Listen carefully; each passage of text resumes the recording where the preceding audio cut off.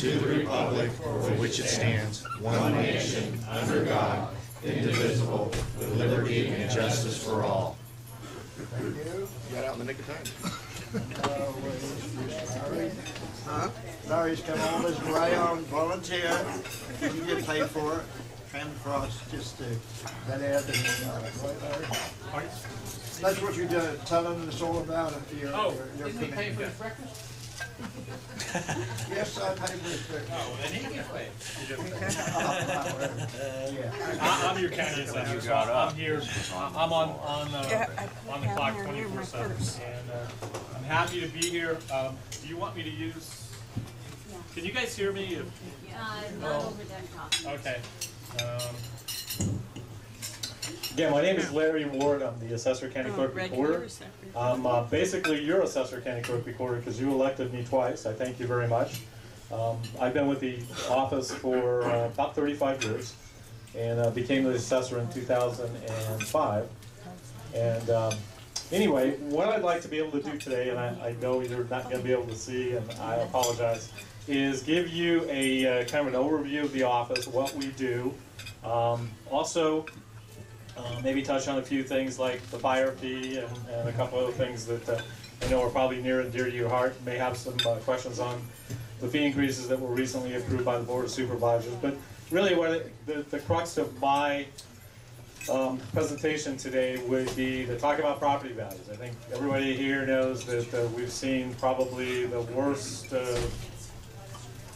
reduction in property values. I mean, we went from here to here, and we're down here, and kind of give you an idea of what we've done proactively to the best of our ability, ensure that under Proposition 13, under the Proposition 8, that you're paying, you and your family and friends are paying your fair share of property taxes.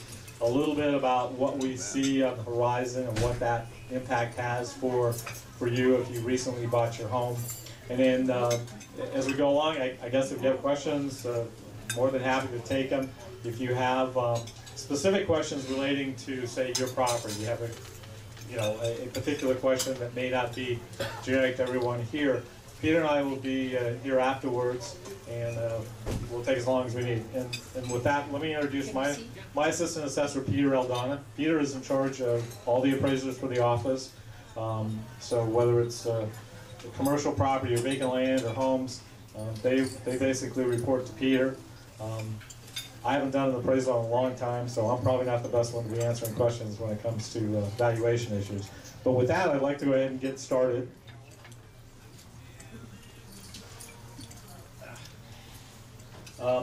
We'll just forget that little cartoon. Basically, all that cartoon said was, I think it was Haga the Horrible, and when new property is found, we're out there shortly thereafter to tax it, because that's part of the role of the assessor, is to identify and value all taxable property in the county. And we have about 1 million properties in the county, currently worth about $240 billion. So again, the assessor is responsible for determining taxable value of property located in the county. We're also the county clerk. The county clerk and recorder merged with the assessor in, I think, 1998. Before that was just the assessor. Now we're a combination of assessor, clerk, and recorder. The county clerk handles, we do things like the marriage license applications, we do marriage ceremonies, fictitious business names filings, and other issues mandated by law, things like notaries and so on. The marriage is probably the biggest thing that we do, at least on the county clerk. On Fridays, yesterday, I bet we did 25 weddings, or 20 weddings. It's a very busy place. In fact, sometimes we use volunteers to do the ceremonies for us, so anybody's got some time and might be interested, we have what we call volunteer commissioners. But a couple things I'd like to say. The county clerk is our happy place. People typically come there you're going to get married, you get your marriage license, or you're going to start a business, you need a fictitious business name, those kind of things. So that's kind of our happy place. That's the county clerk. We do a couple things that we think are kind of nice. We sell cameras, because a lot of times people come in and don't have a camera. It's like, would you like to buy cameras? So I think $5 for a camera, $5 or $6. The thing that we did not too long ago is we started selling rings, because you'd be surprised how many people come in to get married and they don't have a ring. And I don't smoke cigars anymore, so there's no cigar bans. But so anyway, we started selling probably about a year ago, we started selling rings for people if they wanted to buy them. The men's rings, they're $20. This is one. I had to take my old one off and couldn't get it back on, so I bought my $20 ring. And I think women rings are $15. So anyway, again, we try to, you can't go to Kmart, you can't go to Walmart to get your marriage license or get married. You got to come down. So we try to make it a good experience, and that's part of what we do as a county clerk. I will say also, when it comes to the fee issue, we have offices in Blythe, Indio, Hemet, Temecula, and 2 in Riverside, where we perform these services and issue marriage licenses. And that's a service which I think is very positive. I mean, we don't want somebody from Blythe having to drive to Indio to get a marriage license. We're open 5 days a week, rather than with the county being oftentimes open only 4 days a week. So it's a service that we provide, but it costs money, and that was basically the reason that we had to go to the board several weeks ago in order to request an increase in our fees. The other thing we do is we're the county recorders. So if anybody involved in real estate? Okay, well, the county recorder, we record documents for anything from a lien to a trust deed to a grant deed, any of those kind of things that would typically be involved in a real estate transaction, or like a lien or something like that. When they record it with us, it becomes a matter of public record forever. So you don't want to record something with a Social Security number on it or something along that line. About a year ago, we started doing something called electronic recording. Electronic recording is where, rather than submitting a paper to us, they submit an electronic image of a document. We record that. We never actually touch the paper. The title company, about 50% of all our documents are done electronically now. We're tied into a system with Los Angeles, Orange County, and San Diego. And we think it's a good service to the public. It allows us to be more efficient in a time when typically government is getting smaller. And our department, we had 500 people at one time. We're down to 400 people now, and I can tell you we have just as much work now as we did several years ago when we had the 500 people. So again, it's one of the my goal as your elected assessor is to be able to maximize the resources that we have. One good thing for me anyway, when times are tough, you become innovative on how you're doing things. And I think that's true whether it's your home, your business, or government. We're always looking for ways to be more efficient. Okay, property tax revenue. I know this is in fact, I have to say I see many of you at the board every Tuesday. I'm usually sitting back, trying to stay out of the way, but always find it very interesting when either Mr. Grant or Mr. Jacobs or some of you get up and make some comments. I think it's very insightful that you do that. I think it's a great opportunity for you to question the board. I know you don't always get an answer, but it's an opportunity, I think, for the public to partake in government proceedings. Riverside County, like I said, I started in 1977. So I started the year before Proposition 8, or Proposition 13 was passed, the Jarvis-Gann Amendment. And I sometimes joke, in fact, I think I put it in my annual report last year, kind of seeing the best of times and the worst of times. I mean, when I became assessor in 2005, literally, we couldn't keep up. Homes were being built throughout this county. I think in a 4 or 5 year period, they built 160,000 homes. It was just incredible, the amount of work being done. We just couldn't keep up. We couldn't get the tax bills out fast enough. The other thing at that time, if you remember, if you bought a house in 2002 for $150,000 and it was worth twice that in 2004 or 5, chances are you weren't going to call the assessor and complain about your value. You're probably pretty happy with that value. We had very few assessment appeals, and really, probably the most complaints that I got was from people wanting to know what the tax bill was or what their supplemental bill was. So, that's changed. And what happened also is Riverside County was one of the fastest growing counties really in the county, or in the state at that time, and really almost in the country. We were seeing increases in assessed value, of 15, 18, 20%. In fact, I know it's a little hard to read, but I think from 2003 to 2007, the total value in the county almost doubled. We peaked at like $240 billion. And what that meant to government was that you were seeing increases in the taxable amount going up 15, 18, 20% a year. That's like getting a pay raise of 15 or 18 or 20% a year. Now, I will say at that time, Riverside County, we're the 4th largest county in the country now, or in the state. And I think one of the things that I saw during that time frame was there was a transition in Riverside County from being more of a rural county to more of a suburban county. People were expecting to see, deputies on the street or policemen on the street, and wanted improvements in everything from schools to social services and so on. And that cost money. And so as we were growing, those type of things were happening. On a more personal level, if you look back here at, say, 1996, I think that's 1996, the average sale price for a house was $147,000. You get up to 2007, the price was $432,000. Can you imagine that? $432,000 in Riverside County, that was the average home price? I mean, I remember some places off of, I think it was called the Retreat or something, where people were standing in line literally to buy $1 million homes. Go figure. Just doesn't. And then, 2008, 2009 came along, and all of a sudden we were making major reductions to property values throughout the county. We tried to do it proactively. We didn't want to go out and have you file an appeal or give us a call. So literally, we were going out proactively for those years, making reductions in value under what's called Proposition 8. Yes, please.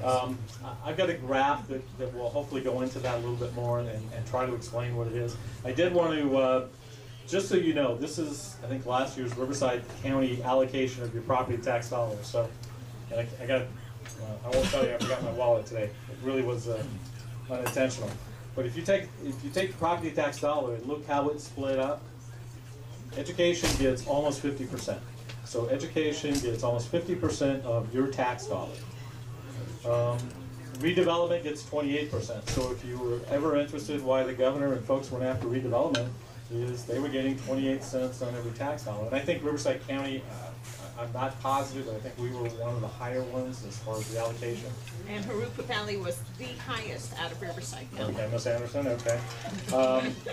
But if you look at cities, I know, I talked to some folks here from Canyon Lake. Cities get like 7 cents on the dollar. And where most cities, the sales tax is the #1 provider of city revenue, a city like Canyon Lake, not having very much of that, relies more on the property tax, and that's a real challenge. The county gets about 11 cents. So if you look at the property tax dollars, that's how it's distributed. I don't know any questions on this, but I always find this kind of interesting because I think, well, we collect property tax locally, it should all stay here. Well, it truly doesn't stay here. Now, on the special districts, is that ad valorem tax? What we call ad valorem tax? I think it's more for things like schools and so on like that. Well, education would be schools. Well, What about special at the local level, as far as the ad valorem on the special districts, it could be. Yeah, they could be water districts. No, but is that what water districts call ad valorem tax? The ad valorem is, what we consider ad valorem is anything that's tied to the value of the property. And some special assessments in special districts, it's simply a fixed charge regardless of whether the value is $1 or $1 million. Oh, I see, okay. And those are, and a lot of times those are pass-throughs. So for example, if you've got a special assessment on your property, or a mellow roost, for example, on your property where they use that money to build the streets and streetlights and all those kind of things, those aren't tied to value, those are tied to the parcel. So we could take the value down to $1, and if you've got a $3,000 special or mellow roost, you're going to continue paying that until that's paid off. Do you have a question? The estimate on the redevelopment funds there, that's going to decrease over a period of time. Is that going to be paid off in like 40 years or something like that? It's a good question. My assumption is most of those bonds that are out there are 20, 25, 30-year bonds. So yes, as those get paid off, then this shrinks, and the percentage that these others get would grow. The challenge is, and I guess I'm a politician because I get elected every 4 years.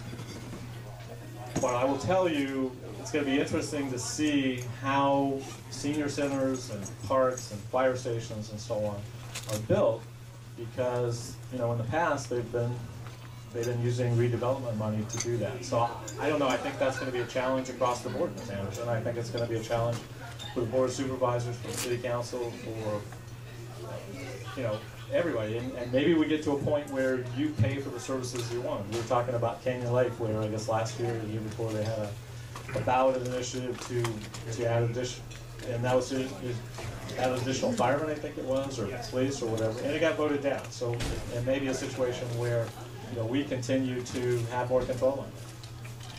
Do you have a question? RDA assessment, the maintenance is not paid for on any of the RDA developments. So consequently, we're committed to making those payments within those districts, which actually were abused. In my opinion, they were used for monuments for growth, and that they were placed in places where people had large quantities of land and wanted to take advantage of we the people paying for their utilities and their procedure of growth in there without the developer's concern. So that was another loading from redevelopment. So I don't know how you're assessing that through your process. It doesn't come into our area of responsibility. Again, my responsibility as the county assessor is to put fair values on all your properties. And I know, speaking to Beth, we don't always make people happy, but I can tell you that appraisal is not an exact science. You could pay 3 appraisers whatever they charge to do an appraisal, and you're going to get 3 different values. You know, we have some very sophisticated appraisal tools, but I can tell you we still have people that argue with us on a regular basis about the value. And you know, we don't go to the top, and we don't go to the bottom. Again, you know, one of the advantages of being an elected assessor is I don't report to the board of supervisors. I don't report to city council people. You know, I report to you. That's my role. And if I'm not doing a good job, then a couple years from now you have a chance to pick somebody else. Yes, ma'am. What about properties that are owned by the redevelopment agency? How do you assess those? We don't. They are exempt. Yeah, the key to where the RDAs, why cities and county want an RDA district is because of the tax increment. Whatever increase in that district in property values, which would increase taxes, they get that portion. So for instance, if you have, you know, $1 billion of taxable value here, and then it's created, the RDA is created here, and the value goes up to 1.2 in this area, that 0.2 goes to the RDA. So it doesn't change the way we value property. We value property just the way we do it. Anything that's taxable, we tax. If it's owned by the city, we don't tax it. But increments in those districts, whether it's residential, commercial, if it's an increase in that district, that's the value increment. That's a tax increment they get. Yeah, but the one that, okay, in our particular case, Riverside Valley's particular case, what they did was the county, not the city, kept the redevelopment project area. So that's 40% of the land mass of Riverside Valley. It was kept by the county, so they're the ones that get the tax increment increase. Okay, and there's a whole swath of empty land near Bonnie's house, just acres and acres of land that's owned by redevelopment because the developer went bust. And so the RDA owns this blank land that they demolished all these houses and all these businesses, and now it's just raw land. So how do you assess that? It's no longer assessed with those businesses and those homes on it, which would have been a higher assessment. It's assessed at a lower value, but now it's owned by RDA, and the tax increment goes to the county. Again, we just value property. If it's vacant land, we'll value it as vacant land. So sometimes the tax increment, sometimes the tax differential isn't a positive. So I'm not quite sure what they do with that.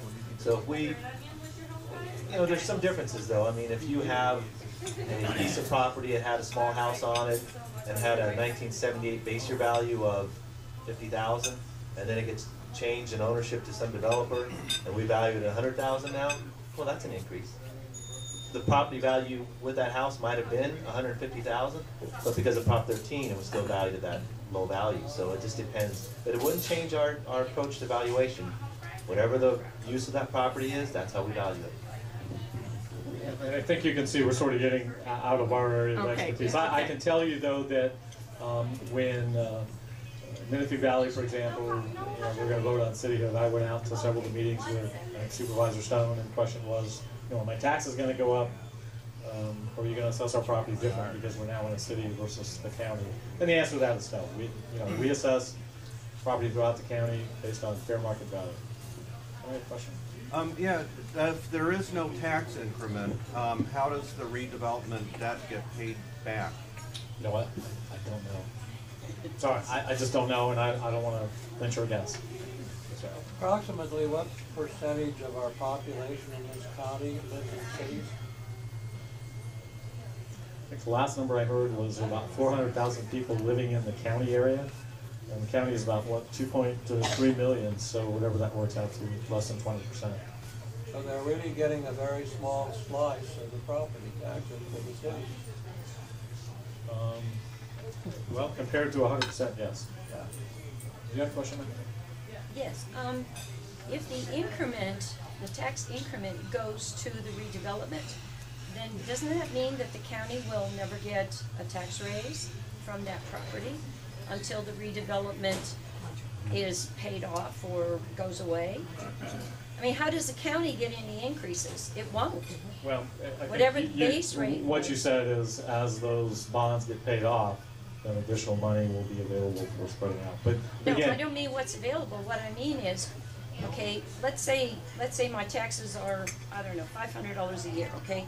And then the increment goes up, okay, for some reason. I don't know, I sell it, whatever. Okay, it goes up to $600. Now, that means that the RDA gets that $600, but the county still only gets $500. So how will the county ever be able to keep up with even the cost of living if the base rate is all they get for a period potentially of 45 years, which is how long the redevelopment can take to be paid off? well, I guess one part of that would be not all the area in the county is in redevelopment. So does that make sense? We Yeah, need but another it doesn't, speaker. it seems to me like the Yeah, I was county, gonna say, you need to get Rob Field in here to be able seems to to me talk. like the 'cause county is shooting itself in the foot with Well, redevelopment because, very well may. because I then they just- don't, they never get an increment increase because it always goes to the RDA. And you very well may be right, but again, my job as your county assessor is to put fair values on the property, so. Okay. We're gonna talk a little bit about Prop 13 and Prop 8. Prop 13, I think everybody knows, the idea was that when you bought your house, whether it was 40 years ago or 3 years ago, we basically assess at what you paid for it. Although the caveat is we're to appraise at market value, which means that if everything else in the neighborhood, your model matches, we're all selling for $200,000, and you pay $150,000, then unless there's something with condition or whatever with the property, we would appraise that to $200,000. But the whole idea, again, is that under Prop 13, once we've established your Prop 13 value, it can only go up 2% a year. And 2% is the maximum. It's tied to the inflation factor. In fact, this year was the first year in, I think, 3 or 4 years where it was 2%. One year we actually had a negative because the inflation factor was like a minus 1/4 of 1% or something like that. So again, Prop 13, the whole idea of it is it protects taxpayers from when property values are rising dramatically. So again, if you bought your house for $200,000, you're paying taxes on $200,000. If your neighbor 3 or 4 years later came in and paid twice that, then that's what he's going to be, or they're going to be paying taxes on.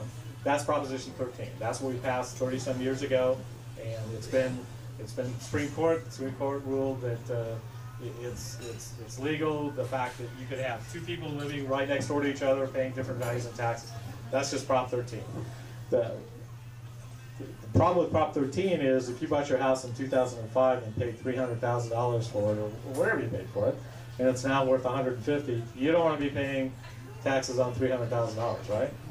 So we have something called Proposition 8. And what Proposition 8 says is that the assessor was to look at the Prop 13 value, the market value, and whatever's lower is what you should be paying taxes on. And I can tell you, beginning in 2007, we as an office basically made the decision, we're going to be proactive. We're going to be out there doing the best we can to lower values. Now, a couple things, I don't want to get too complicated, but our, in 2007, 2008, 2009, remember, values were falling monthly, basically, you know, I mean, and so we would put our target date for value is January 1st of each year. So if we said, okay, on January 1st, your house is worth $100,000, 10 months later you get your tax bill and your house is worth $85,000, and your assessment shows $100,000, we're probably going to get a phone call. You're going, you guys are crazy, my house is worth $85,000.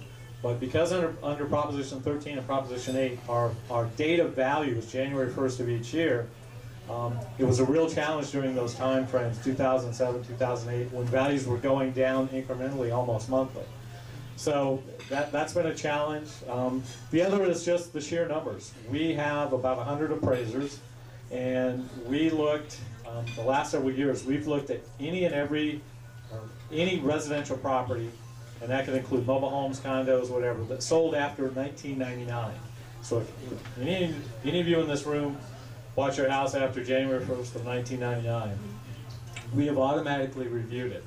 It's about 450,000 properties that we looked at over the last several years, and of that, this past year we reduced 370,000. So we've made major reductions throughout the county in value. A couple things I will say with that is that we have not been as proactive with residential and vacant land. We just don't have the staff. We don't have the special tools. So if you own apartment buildings, if you own vacant land, if you own, you know, this commercial strip, and you think you're overvalued, you need to come. You need to contact us. You need to get a hold of us, because what we're going to be looking for is, you know, rents and what's your vacancy and all those kind of things, which are unique to commercial properties. But I can tell you, in general, for residential run-of-the-mill properties, we have been very aggressive in reducing values. And again, we went from a peak of about $242 billion. This year, our assessment roll is right around $200 billion. So we've taken off, you know, 20% of the assessment roll. And it was kind of tough for me to, you know, when we had increases of 12, 14, 16, 18, 20%, to go up and tell the Board of Supervisors it's a good year when we're flat. So, but that's the way it is. Yes? All right, you gave an example of somebody's house that was maybe $300,000, and now it's worth $100,000. How about the other way around? If you paid $100,000, and now you're valuing it at maybe $400,000. Well, if you paid $100,000 for your home, you shouldn't be paying taxes on $300,000 or $400,000, because that's Prop 13. Prop 13 says when you paid $100,000, that was your base value. And I think I have a couple graphs here that might help a little bit. And I apologize if too much information too quick, but there's a lot here, and there's a couple things that Peter and I want to talk about, and I'm gonna turn it over to Peter here in just a minute. But one of the things I wanted to my newspaper article. There's been several newspaper articles recently talking about values going up. Here was Press Enterprise, I think last week, says home sales prices jumped. And if you look at year over year, what they're saying, for example, is that Southern California prices are up about 17% from October of last year. Riverside County, the average sale price October to October is $220,000. It's up 17%. For Southern California in general, I think it's about $350,000. So I can tell you from an assessor perspective, we're seeing an increase in sales. We're seeing a slight increase, or somewhat of an increase in the value. We're seeing a reduction in foreclosures. So I think we're on the right track. Things are starting to turn around. People that are upside down in their homes, hopefully they're going to start seeing some equity build back up. But I think it's a very tenuous, long, slow process. And I know in talking to friends, things like, you know, the price of oil could have an impact. What's happening in Israel right now and Gaza Strip could have an impact. So it's a very tenuous recovery that we're in. I'm going to piggyback off Beth's question. We saw an increase of 16% in our tax bill, and 2% was under Prop 13. That was the maximum increase to protect homeowners from these excessive increases. So, I mean, isn't 16% kind of a drastic increase? You kind of led into what we wanted to talk about. Here is an example of a property where in 2006, really the peak of the market, somebody paid $450,000 for a house. And that's not an unreasonable, you know, deal in 2006. The red line or the top line is the 2% that increases every year.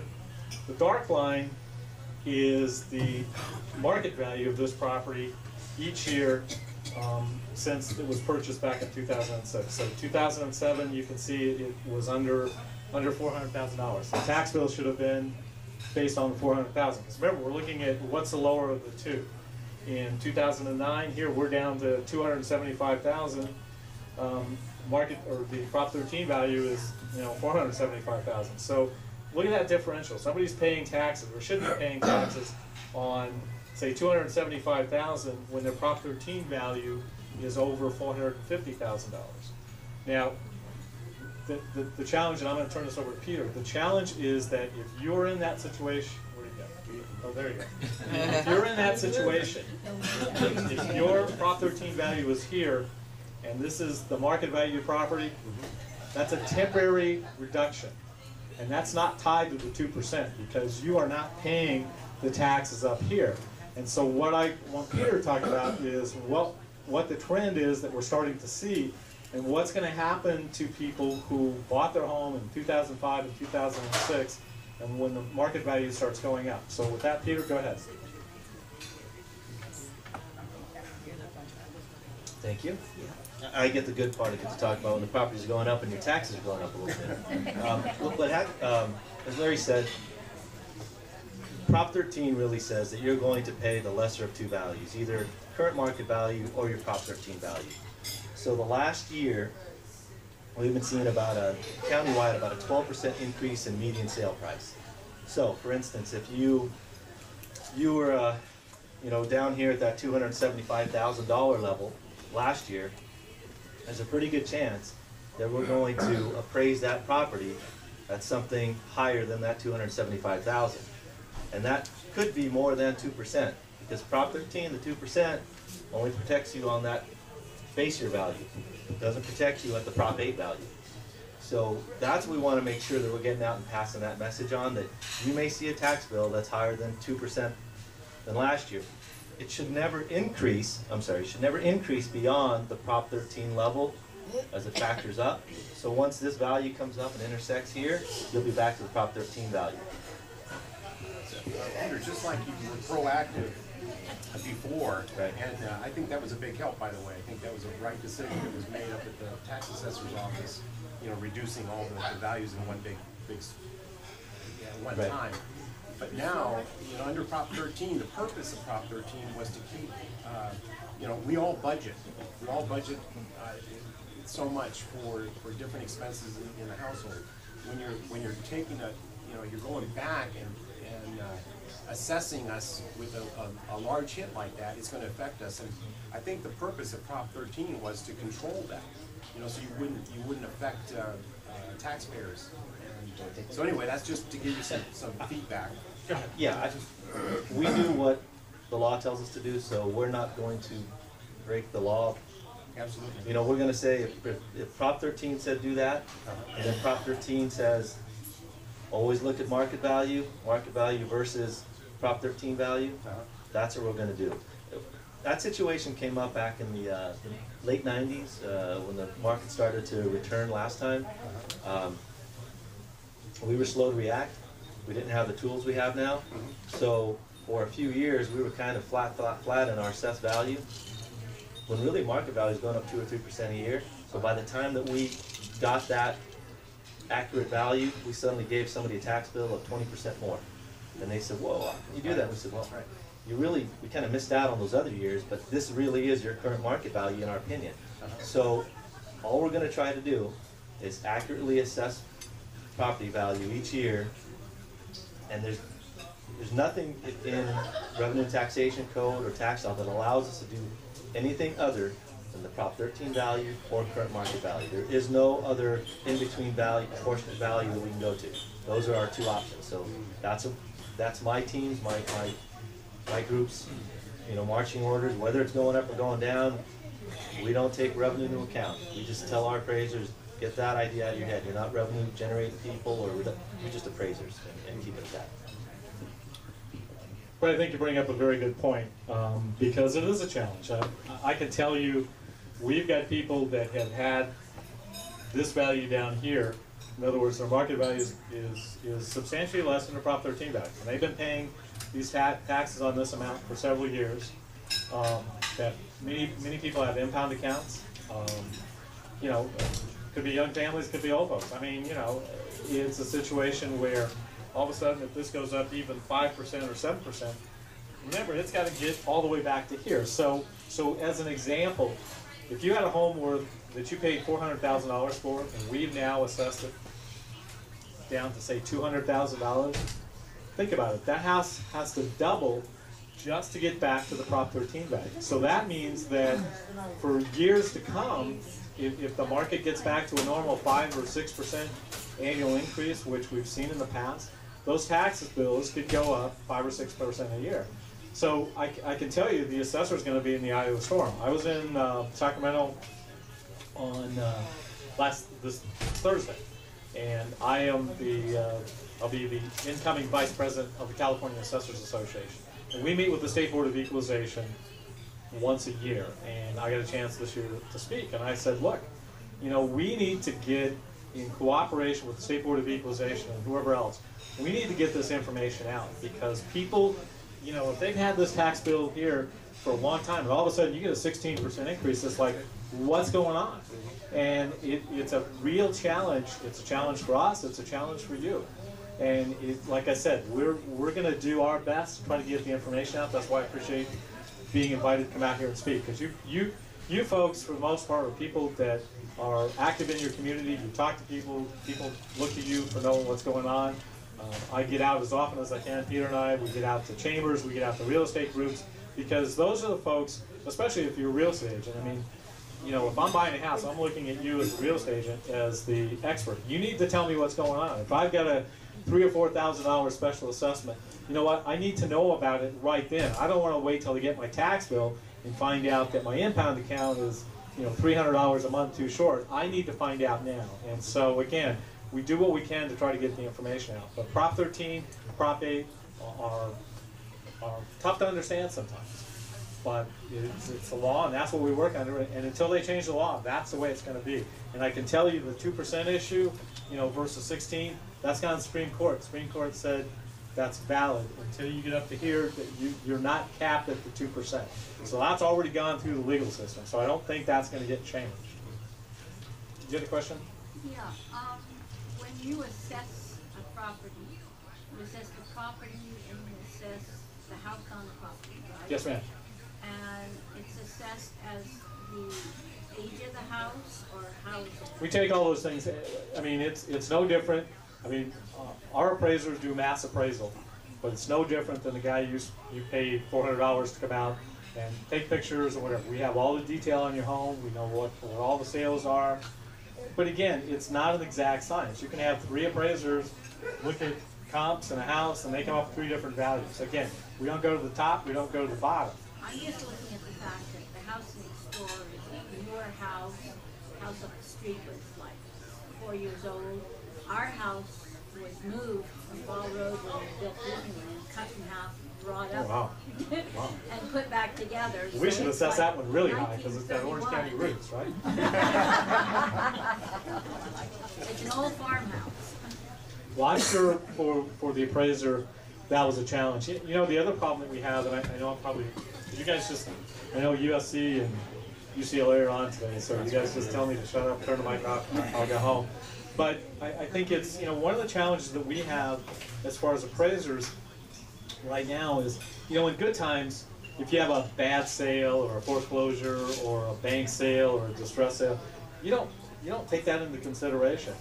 Over the last several years, that's the only sales we've had. If you were thinking about moving, selling your house and moving somewhere and didn't have to, you weren't going to sell it now because you were going to take a bath in it. So I mean, it's a really difficult time right now.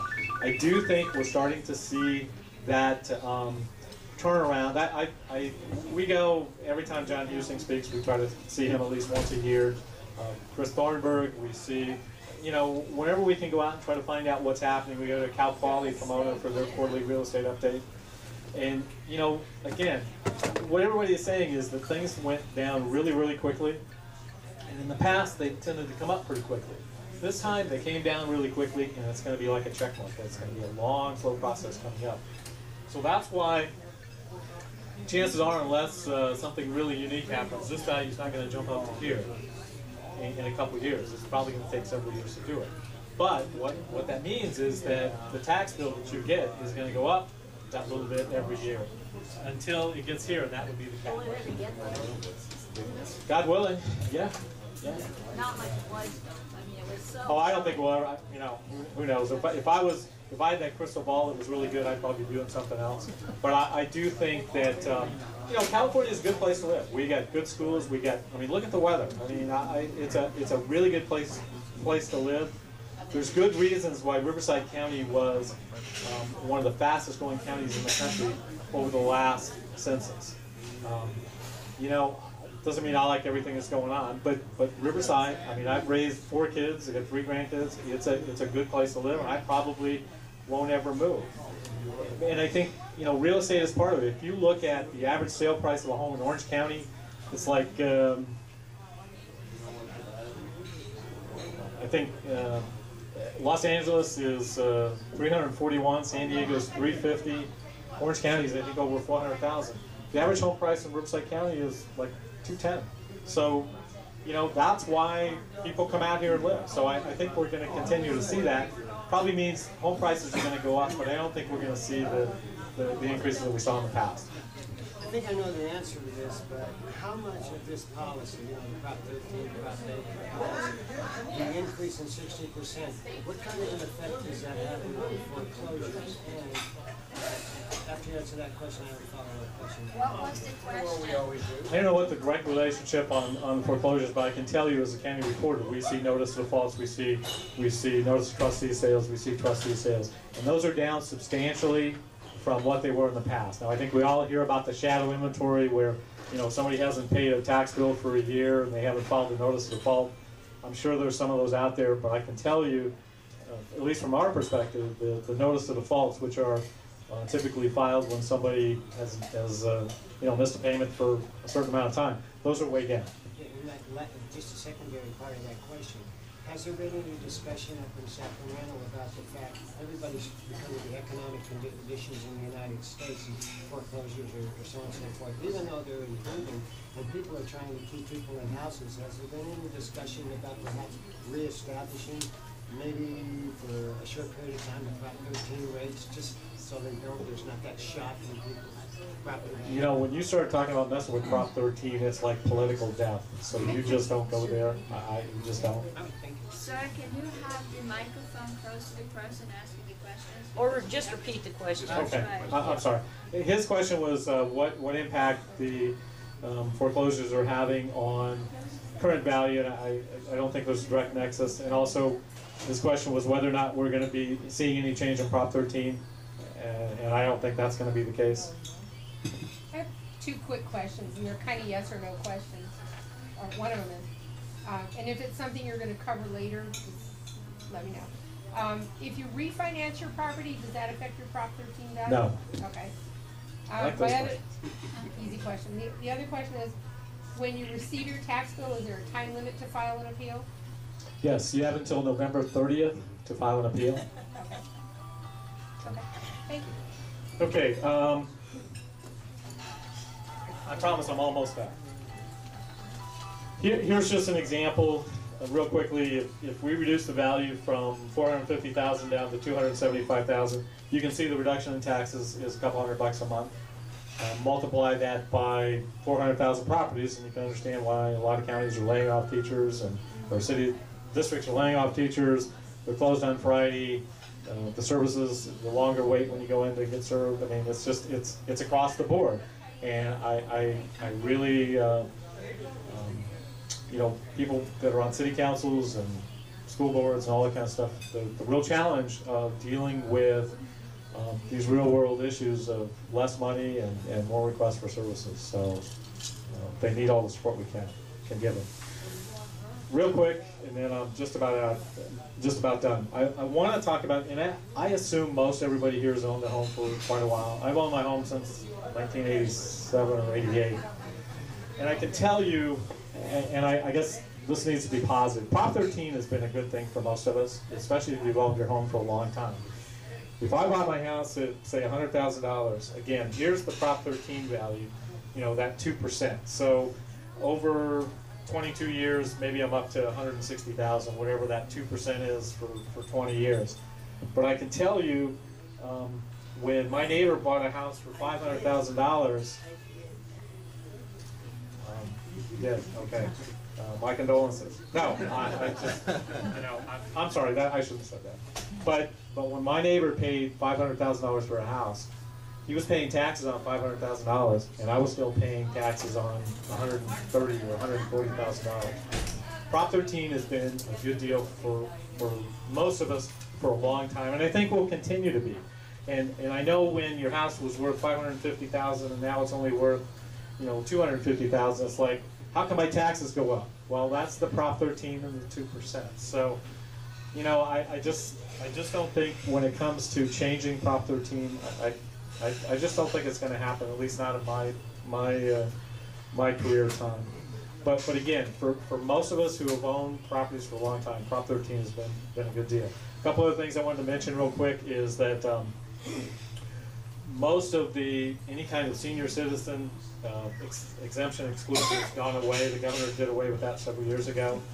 But we do have a couple things. One's called Prop 60, which means that you could sell your house here and say you wanted to move to Banning or Beaumont. As long as you're over 55 and the house that you buy in Banning or Beaumont or wherever within the county is less than what you sell your home for here in Menifee, then you can take your Prop 13 value with you. And in situations, that can save you a lot, especially if you're thinking about, you know, you're about ready to retire, you're over 55, you're thinking, maybe I want to move, you know, maybe I want to move someplace within the county. So that's called Prop 60. The other thing we have is there's called a parent-child exclusion. And for estate planning purposes and so on, the property that you own, say a house or land or investment property, is transferred from you to your children, and there's some things that you have to file an application, a couple other things. Then the base year stays the same. So those things are still in place. So those are exclusions that are available. And if you've got the brochures, I talk about, or we have some brochures in there that talk about that. I have a question about that. Sure. The inheritance issue. My parents bought a home in 1957, and my brother and I inherited it when my mother passed away in 2001. My brother passed away in 2002. So that was no longer the parent-child exclusion, and I inherited his half. Okay, and that half got reassessed, right? Yes, but what about the half that he got from our mother? Okay, the exemption is from parent to child or child to parent, and in some cases from child to, or from grandparent to grandchild to parents, but it doesn't go from sibling to sibling. So, for example, if the two of you got 50% from your mom's property, and you decided to buy him out, the 50% you got from your mom would be exempt, but the 50% that you bought from your brother would be reassessable. Even so though he got that 50% from our mother. Well, when he got the 50%, it wouldn't be reassessed. Right. What happened was when you transferred it, or he transferred it to you, was the trigger for the reassessment. I see. Okay. Okay? Okay, thank you. Sure. Okay, this is just real quick. This shows that, you know, again, Canyon Lake, Lake Elsinore, Menifee, Marietta, Paris, Temecula, we've reduced values literally, in many cases, over $1 billion in these areas. So we have done substantial reductions throughout the county. There's not a city area in the county that hasn't seen substantial reductions in value. Again, just a couple things to remember. We assess as of January 1st. We put our notices on the website in July. If you believe that your value is incorrect, and especially if you talk to us, we just agree to disagree. Sometimes that happens, and recommend that you file an assessment appeal. There's a $30 fee for filing the assessment appeal. I can tell you I spoke out against that, but the fee, it goes to the clerk of the board for the processing of your application.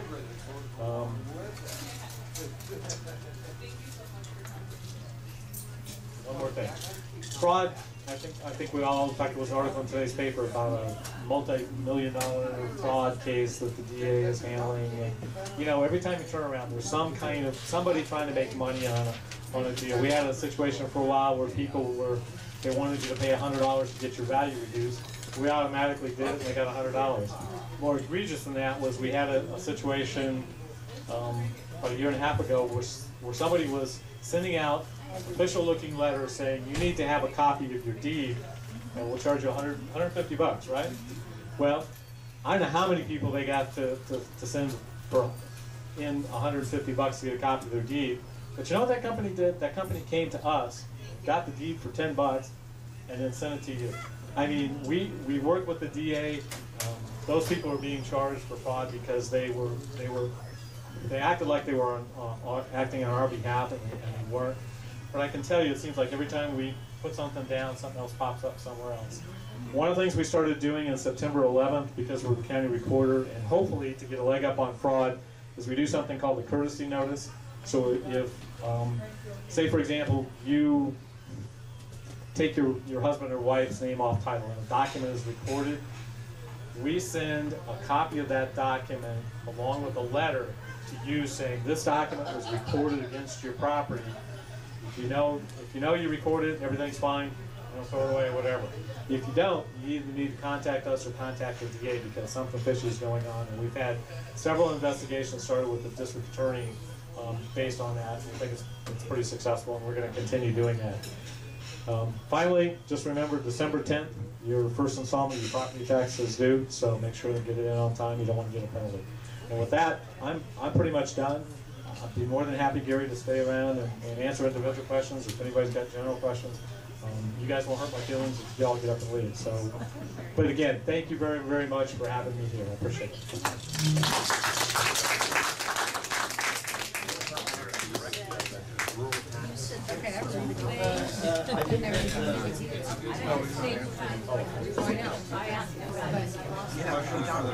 You want to ask questions? Anybody want to ask questions? Gary?